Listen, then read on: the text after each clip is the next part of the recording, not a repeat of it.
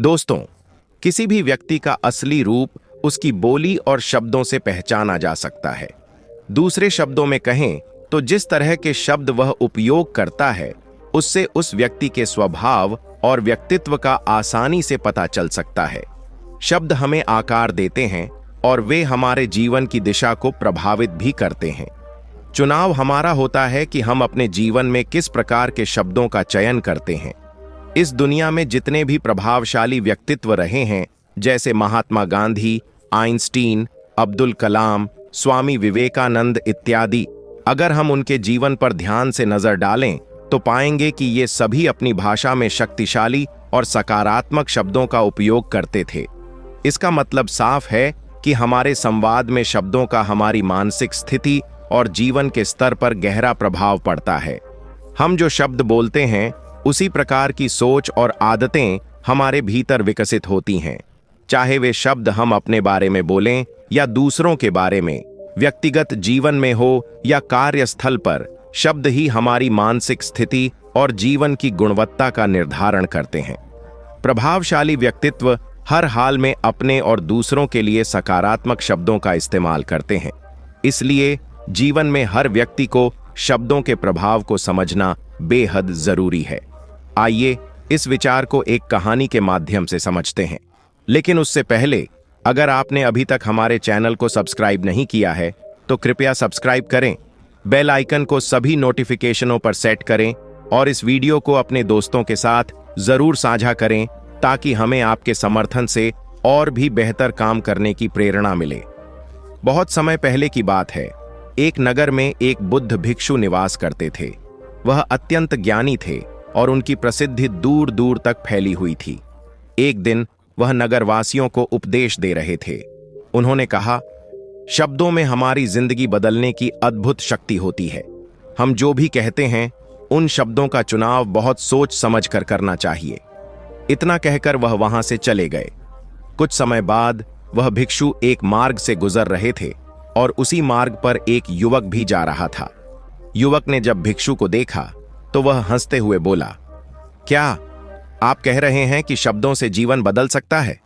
यह तो महज बातें हैं, इससे कुछ नहीं होने वाला। युवक की बातें सुनकर भिक्षु चुपचाप उसे सुनते रहे। फिर उन्होंने कहा, बेटे, वही अनुनाद ही तो है जो इस दुनिया को संचालित करता है। हमारे भीतर भी एक अनुनाद है और यह पूरी सृष्टि में गूंजता है। अच्छे शब्दों के पीछे भी वही अनुनाद है जो जीवन को बदल देता है। देखो, मैं तुम्हें अपने अनुभव से यह बता रहा हूं, लेकिन फिर भी अगर तुम्हें विश्वास नहीं हो रहा तो तुम खुद इसे आजमाओ। भिक्षु की बात सुनकर युवक सोच में पड़ गया और फिर उसने कहा, अगर ऐसा है तो कृपया मेरे साथ चलिए। मेरे छोटे भाई की उम्र लगभग 26 साल है, लेकिन वह पिछले 3 सालों से बिल्कुल चुप है। वह सिर्फ एक जगह बैठा रहता है और कुछ नहीं करता। हमने उसे कई बार समझाने की कोशिश की, लेकिन वह हमसे कोई बात नहीं करता। हमारे घर वाले बहुत परेशान हैं। हम हर प्रयास कर चुके हैं, लेकिन वह कोई प्रतिक्रिया नहीं देता। क्या आप इस स्थिति को बदल सकते हैं?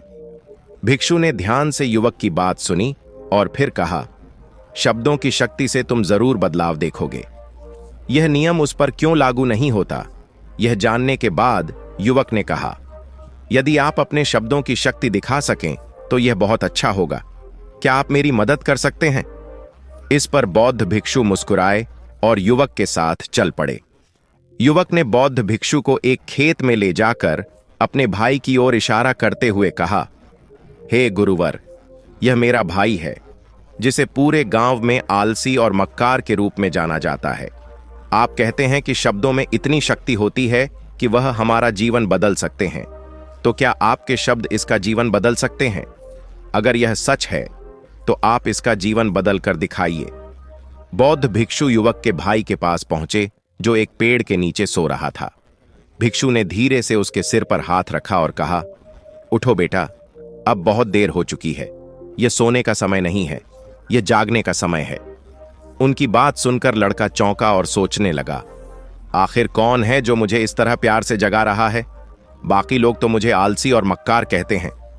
वह आंखें खोलकर बोला, हे गुरुवर, आप कौन हैं और यहां क्यों आए हैं? भिक्षु ने उत्तर दिया, बेटा, यह सवाल मैं तुमसे करना चाहता हूं, तुम कौन हो?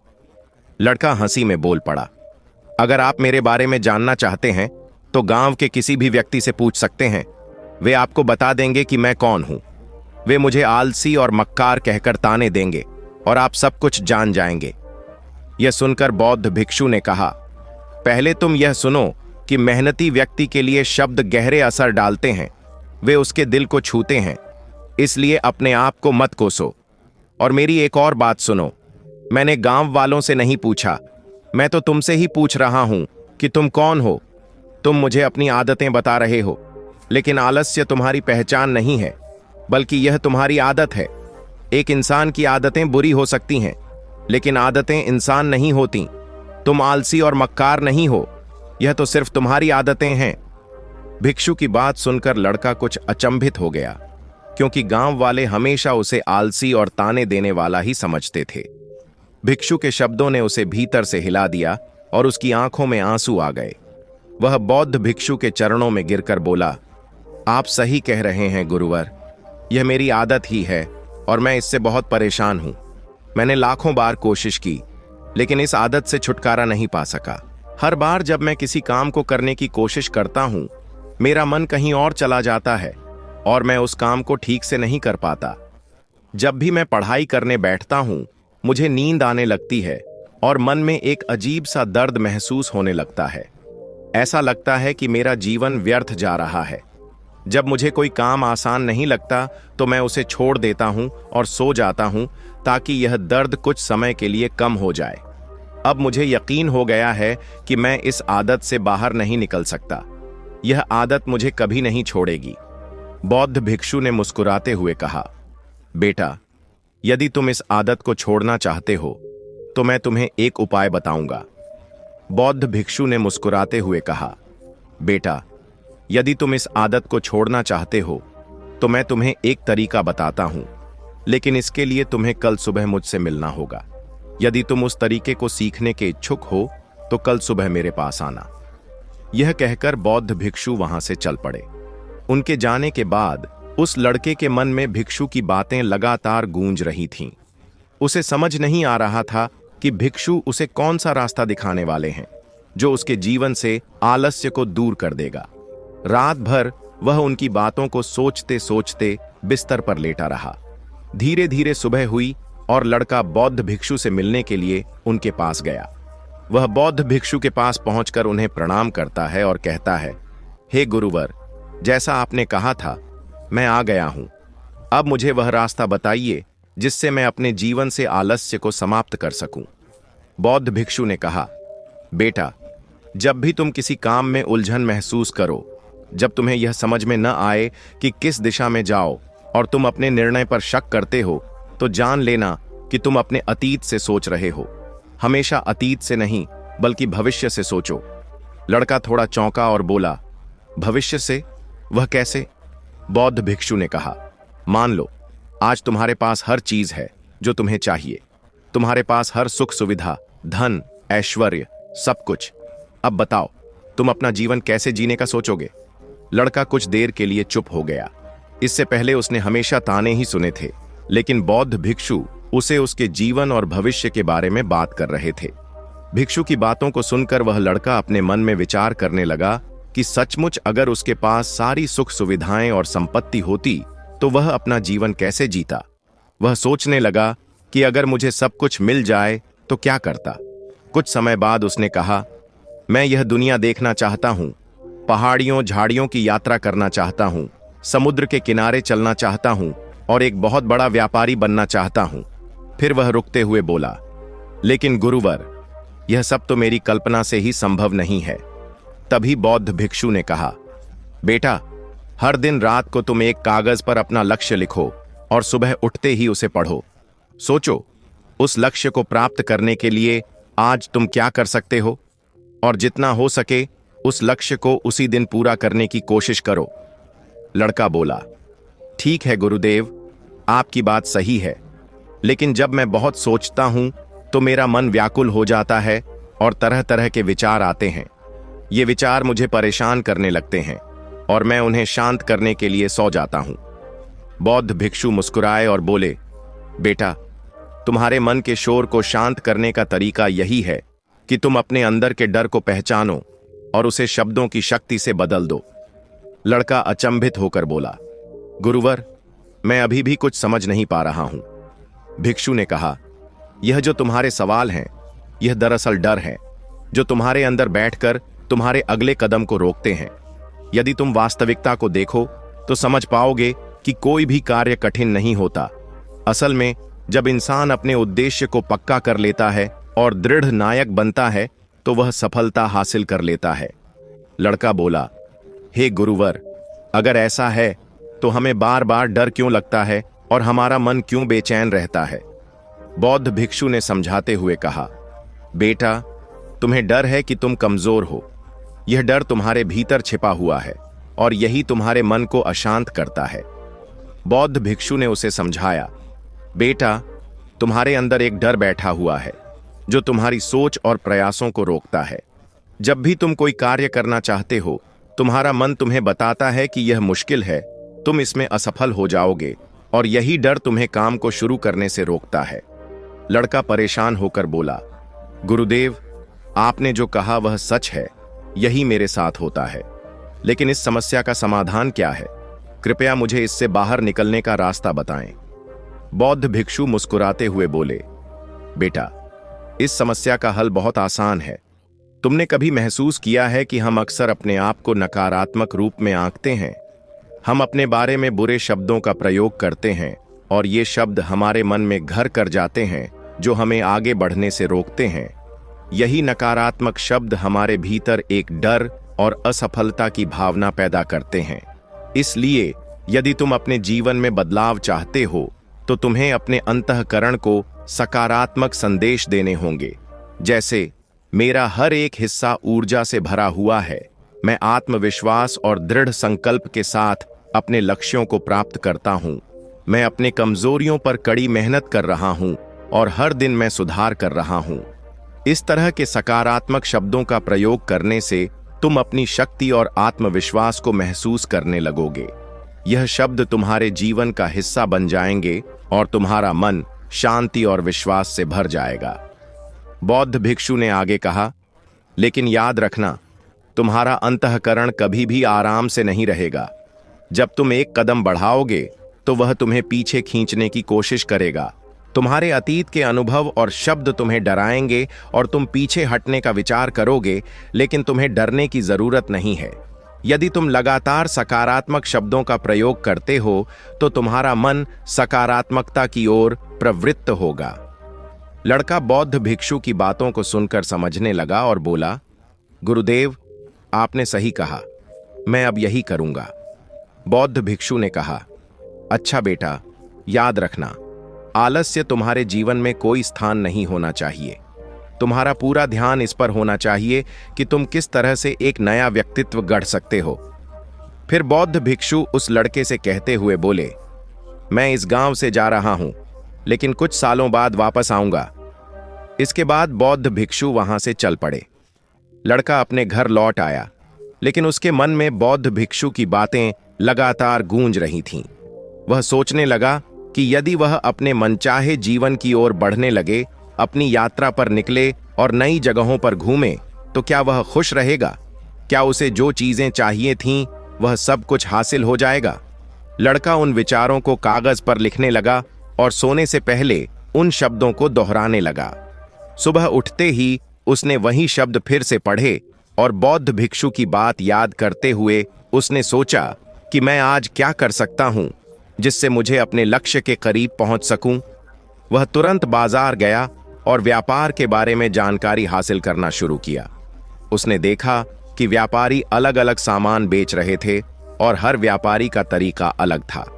तभी उसे बौद्ध भिक्षु की एक और बात याद आई कि शब्दों में ताकत है और वे हमारे जीवन और परिस्थितियों को बदल सकते हैं। वह नकारात्मक विचारों को छोड़ने और सकारात्मक विचारों पर ध्यान केंद्रित करने लगा। कुछ हफ्तों बाद लड़का महसूस करने लगा कि वह पहले जैसा नहीं रहा। उसका दिमाग पहले से कहीं ज्यादा सक्रिय हो गया था और वह फैसले लेने में सक्षम हो गया था। अब वह ज्यादा सक्रिय था, और न केवल अपनी सोच में बदलाव महसूस कर रहा था, बल्कि वह अपने लक्ष्यों की ओर बढ़ने भी लगा था। वह धीरे धीरे समझने लगा कि जो महान व्यक्ति होते हैं वे कभी नकारात्मक विचारों से प्रभावित नहीं होते। वे हमेशा सकारात्मक सोचते हैं और जो भी मुश्किलें आती हैं उन्हें शांतिपूर्वक हल करते हैं। वे कभी भी परिस्थितियों को अपनी सफलता के बीच में नहीं आने देते।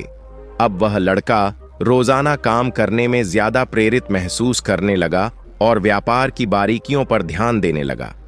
वह हर अवसर का लाभ उठाने के लिए तैयार था और यही बदलाव उसकी सोच में आया था। एक दिन की बात है, एक मसाले का व्यापारी अपने व्यापार के लिए एक होशियार और पढ़े लिखे नौजवान की तलाश कर रहा था, जो माल की गिनती और हिसाब किताब ठीक से कर सके। वह लड़का अपने लक्ष्य को पूरी तरह समझता था और जानता था कि इस काम से उसे बहुत कुछ सीखने को मिलेगा। वह बिना किसी हिचकिचाहट के व्यापारी के पास गया। हालांकि वह जानता था कि इस काम के बदले मिलने वाला वेतन बहुत कम होगा, फिर भी उसने इसे करने का निर्णय लिया। उसकी सोच अब बदल चुकी थी।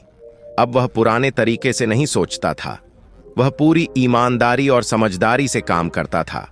लगातार 3 महीने काम करने के बाद व्यापारी को यह समझ में आ गया कि यह लड़का काफी समझदार और ईमानदार है और उसे व्यापार में बहुत मदद मिल रही है। व्यापारी ने उसे अपना सहायक बना लिया। व्यापारी ने देखा कि लड़के की दिनचर्या बाकी सभी से अलग है। वह हर दिन अध्ययन करता, लिखता, ध्यान करता, नई चीजें सीखता और समस्याओं का सामना बिना विचलित हुए करता था। वह सबसे सम्मानपूर्वक बात करता और सभी का आदर करता। 1 साल बीतने के बाद व्यापारी इस लड़के से काफी खुश था और उसने धीरे धीरे उसे व्यापार के सारे गुण सिखा दिए। जल्द ही वह लड़का एक छोटे व्यापारी के रूप में खड़ा हो गया। अब वह अपने व्यापार में माहिर हो गया था। उसने जड़ी बूटियों का व्यापार शुरू किया और देखते ही देखते वह नगर का सबसे बड़ा जड़ी बूटियों का व्यापारी बन गया। लोग उसे बड़े व्यापारी के नाम से जानने लगे और उसका नाम दूर दूर तक फैलने लगा। 5 साल बाद जब वह लड़का अपने घर लौटा तो लोग हैरान रह गए और उससे पूछा, तुम इतना कैसे बदल गए? तब वह मुस्कुराते हुए बोला, वह बौद्ध भिक्षु ने मुझसे सही कहा था, शब्दों में बहुत शक्ति होती है। शब्दों से हम अपना जीवन बदल सकते हैं। दोस्तों, इस वीडियो से आप क्या समझे? कृपया कमेंट बॉक्स में बताएं और नमो बुद्धाय जरूर लिखें। अब हम एक और महत्वपूर्ण सवाल पर आते हैं। किसी के मन की बातों को हम कैसे जान सकते हैं, या हम कैसे समझ सकते हैं कि दूसरे लोग हमारे बारे में क्या सोचते हैं? यह जानने के लिए हम 3 आसान तरीकों का पालन कर सकते हैं। इन 3 तरीकों को जानने के बाद आप किसी के मन की बातों को आसानी से समझ सकते हैं। चलिए इसे एक बौद्ध कहानी के माध्यम से समझते हैं। कहानी शुरू करने से पहले यदि आपने अभी तक हमारे चैनल को सब्सक्राइब नहीं किया है तो कृपया सब्सक्राइब करें और घंटी के आइकन को ऑल पर सेट कर लें ताकि हमारी सभी आने वाली वीडियो की सूचना आपको सबसे पहले मिले। बहुत समय पहले की बात है। किसी छोटे से गांव में 2 भाई रहते थे। बड़ा भाई अंधा था और घर पर ही रहता था, जबकि छोटा भाई खेती बाड़ी करता था। लेकिन खेतों में अक्सर जानवरों का आना फसलें खराब कर देता था, जिससे छोटा भाई परेशान हो गया। तब उसे एक विचार आया कि क्यों न अपने अंधे भाई की मदद ली जाए। उसने सोचा, अगर वह खेत में बैठे रहेंगे और जानवरों की आहट सुनकर उन्हें डराकर भगा देंगे तो हमारी फसलें बच सकती हैं। इस विचार के बाद उसने एक छोटी सी झोपड़ी खेत में बनाई और बड़े भाई को वहां बैठने के लिए कहा। उसने कहा, भैया, अगर आप खेत में बैठकर जानवरों की आवाज सुने और जोर से चिल्लाएं तो वे भाग जाएंगे। इससे हमारी फसलें सुरक्षित रहेंगी। बड़ा भाई खुशी खुशी खेत में बैठने लगा और जब भी जानवरों की आहट सुनता वह जोर से चिल्ला देता। इस तरह कई दिन बीत गए। फिर एक दिन एक हिरण खेत में घुस आया और खेत का बाड़ तोड़ते हुए भाग गया। उसका पीछा करते हुए राजा भी वहां पहुंचा। राजा ने देखा और उस अंधे भाई से पूछा, क्या तुमने इस जानवर को देखा है? अंधा भाई बोला, राजन, मैं तो अंधा हूं। मैं किसी जानवर को कैसे देख सकता हूं? पर मैं यह बता सकता हूं कि जो जानवर मेरे खेत से होकर भागा वह आपके लायक नहीं था। इस पर राजा हैरान होकर बोला, तुम अंधे हो तो कैसे जानते हो कि वह जानवर किसका था?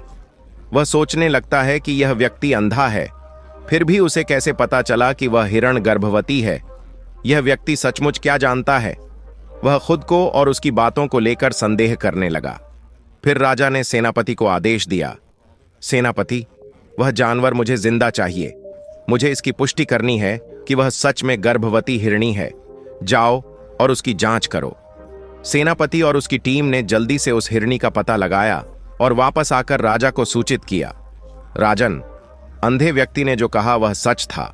वह सचमुच गर्भवती हिरणी है। राजा अब भी हैरान था। उसे समझ नहीं आ रहा था कि यह अंधा व्यक्ति कैसे जान सकता है कि वह गर्भवती मादा हिरण है।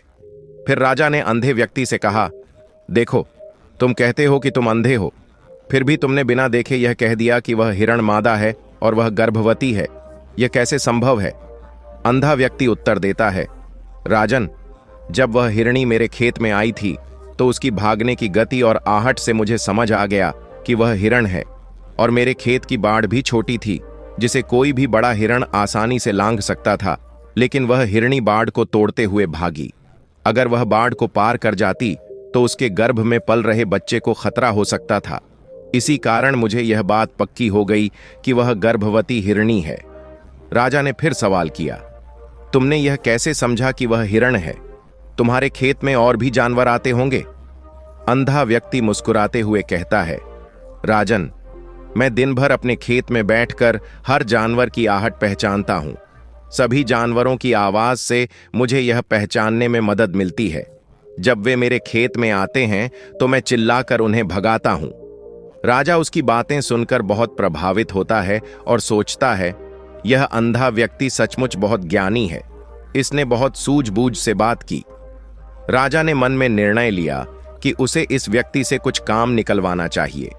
कुछ दिनों बाद राजा ने अपने सेनापति को आदेश दिया, सेनापति, उस अंधे व्यक्ति को मेरे पास बुलाओ। सेनापति ने तुरंत उस अंधे व्यक्ति को राजमहल बुलवाया। महल पहुंचने पर राजा ने अंधे व्यक्ति से कहा, आप बहुत ज्ञानी हैं, आप बहुत समझदार हैं, आप बड़ी आसानी से किसी भी बात को समझ जाते हैं। मैंने आपको यहां इसलिए बुलाया है क्योंकि मैं जानना चाहता हूं कि क्या मेरी पत्नी पतिव्रता है? अंधा व्यक्ति हैरान होकर बोला, राजन, मुझे यह कैसे पता चलेगा कि आपकी पत्नी पतिव्रता है या नहीं? यह कैसा सवाल है? राजा ने दृढ़ता से कहा, मैंने जो सवाल किया वही उचित सवाल है। वह सोचने लगता है कि यह अंधा व्यक्ति कैसे जान सकता है कि वह हिरणी गर्भवती है। यह व्यक्ति सचमुच बहुत जानकार है। फिर उसे कैसे पता चला कि वह जानवर गर्भवती था?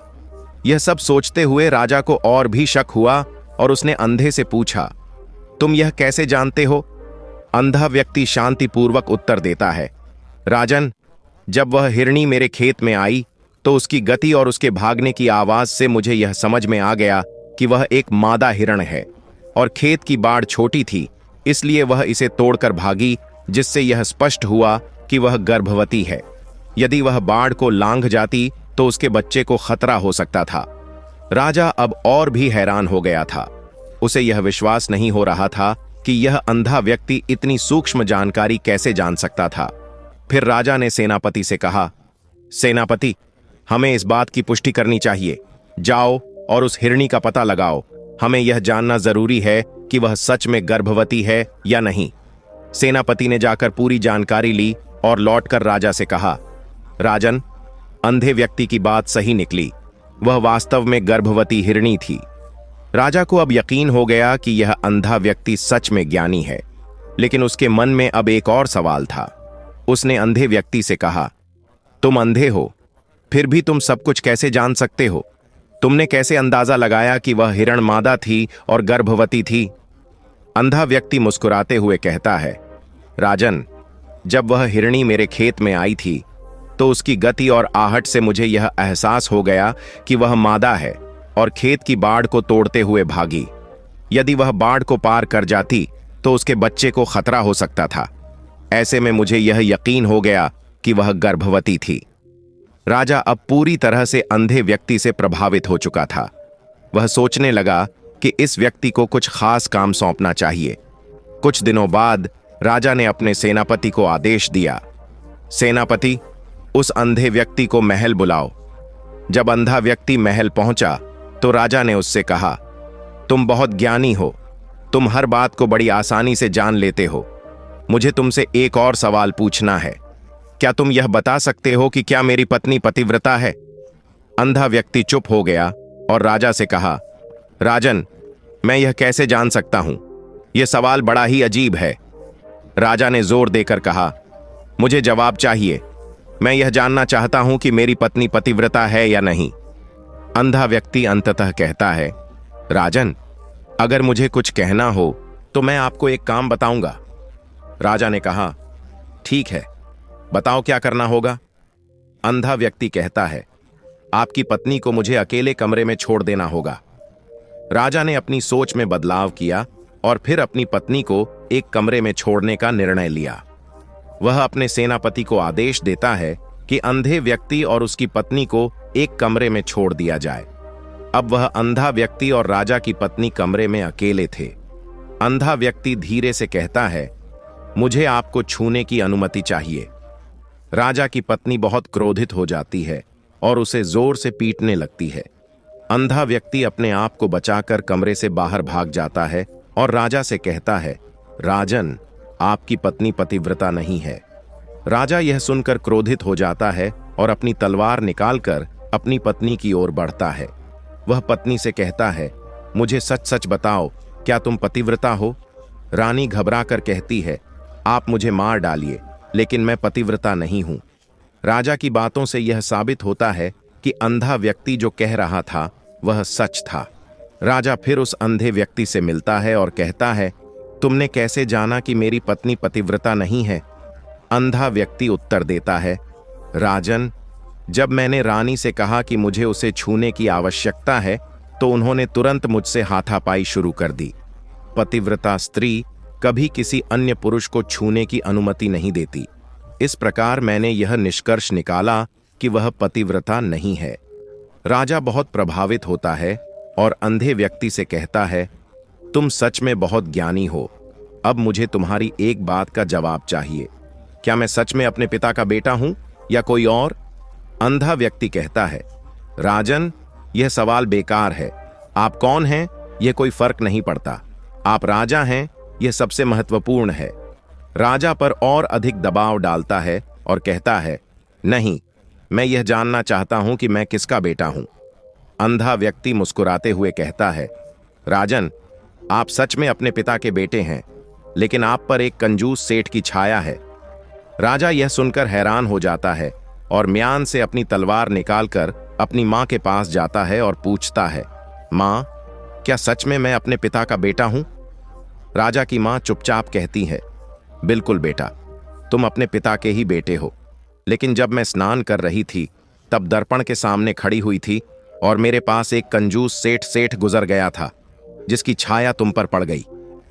राजा का मस्तिष्क अब पूरी तरह से घबराया हुआ था और उसने बहुत कुछ समझा। यह सुनकर राजा अत्यधिक खुश हो जाता है और तुरंत दौड़ते हुए उस अंधे व्यक्ति के पास जाता है। राजा उत्सुकता से उससे पूछता है, तुमने यह कैसे जाना कि मुझ पर एक कंजूस सेठ की छाया है? यह सुनकर अंधा व्यक्ति मुस्कुराते हुए कहता है, राजन, आपने मुझसे कई सवाल पूछे जिनका मैंने सही जवाब दिया। अगर मेरी जगह कोई और राजा होता तो मुझे ढेर सारे इनाम मिलते, लेकिन आपने मुझे अब तक एक भी सिक्का नहीं दिया। इससे मैंने यह अनुमान लगाया कि आप बहुत कंजूस हैं। यह सुनकर राजा जोर से हंसने लगता है और कहता है, ठीक है, जो भी आप चाहेंगे मैं आपको दूंगा, लेकिन आखिरी सवाल का जवाब मुझे दीजिए। आप कैसे जानते हैं कि कौन सी बात सही है और कौन सी गलत? आप किसी भी बात का सटीक अंदाजा कैसे लगा लेते हैं? अंधा व्यक्ति उत्तर देता है, राजन, हालांकि मैं अंधा हूं, अगर मेरी आंखें होती तो मैं लोगों के मन की बातों को बड़ी आसानी से समझ सकता था। हर व्यक्ति का एक मानसिक लहर, तरंग होती है जो उनके शरीर के व्यवहार से हमें दिखाई देती है। उनके आंखों से, होठों से, उनकी चाल ढाल और उनके अन्य शारीरिक हाव भाव से यह समझा जा सकता है कि उनके मन में क्या चल रहा है। इसी आधार पर हम किसी के विचारों को समझ सकते हैं, चाहे हम देख न सकें। मैं तो अंधा हूं, लेकिन मैं लोगों की शारीरिक गतिविधियों को ध्यानपूर्वक देखकर उनके विचारों का अनुमान लगा लेता हूं।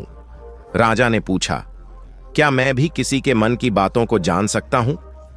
अंधा व्यक्ति मुस्कुराते हुए कहता है, बिल्कुल, आप भी जान सकते हैं, लेकिन इसके लिए आपको पहले अपने ऊपर काम करना होगा। सबसे पहले आपको अपने मन को शांत और एकाग्र करना होगा। जब आप अपना मन एकाग्र करेंगे तो आप दूसरों के विचारों को समझने में सक्षम होंगे। इसका मतलब है कि आपको अपने मन को वर्तमान में लाना होगा। जब हम भूतकाल या भविष्य की चिंताओं में खो जाते हैं तो हम सामने वाले के विचारों को नहीं समझ पाते। इसलिए हमें अपने मन को वर्तमान में केंद्रित करना जरूरी है। फिर वह अंधा व्यक्ति राजा से कहता है, अब मैं आपको 3 सरल तरीके बताऊंगा जिनसे आप किसी के मन को जान सकते हैं। पहला तरीका है आंखों पर ध्यान देना। जब आप किसी से बात कर रहे हों तो उसकी आंखों में देखना बहुत महत्वपूर्ण है। आंखें बोल नहीं पाती, लेकिन वे बहुत कुछ बयान कर देती हैं। अगर आप किसी व्यक्ति की आंखों के इशारों को समझ सकते हैं तो आप जान सकते हैं कि उस व्यक्ति के दिमाग में क्या चल रहा है, वह क्या सोच रहा है और वह क्या करने वाला है। अंधा व्यक्ति राजा को अपनी बात बताते हुए आगे कहता है, मैंने यह विद्या अपने गुरु से सीखी है, क्योंकि कई साल पहले जब मेरी आंखें थीं तब मैं लोगों के विचारों को आसानी से समझ लेता था। इसलिए यदि आप भी चाहते हैं कि दूसरों के विचारों को समझ सकें तो उनके आंखों पर ध्यान केंद्रित करना अत्यंत महत्वपूर्ण है। आंखों का आकार, उनकी दिशा और वे कब और कहां देख रहे हैं, ये सभी संकेत देते हैं।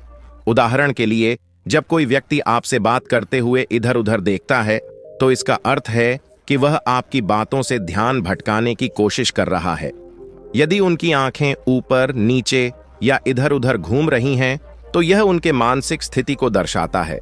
वे खुश हैं, दुखी हैं या फिर किसी विचार में उलझे हुए हैं।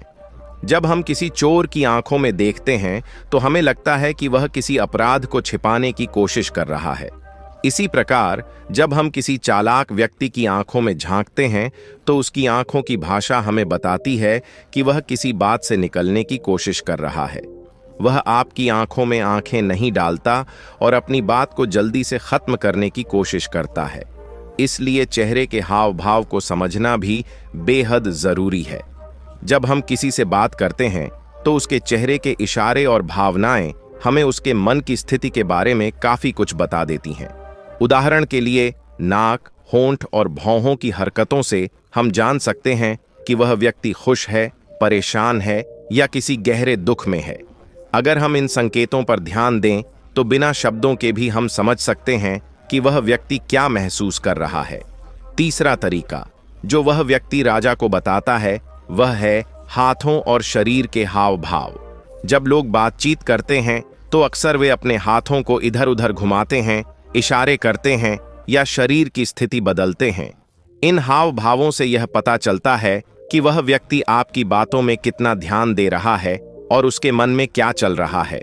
उदाहरण के लिए, यदि कोई व्यक्ति बार बार अपने हाथों को उठाता है या हाथों से कुछ मसलता है तो यह भी एक संकेत है कि वह व्यक्ति या तो उत्सुक है या बेचैन है।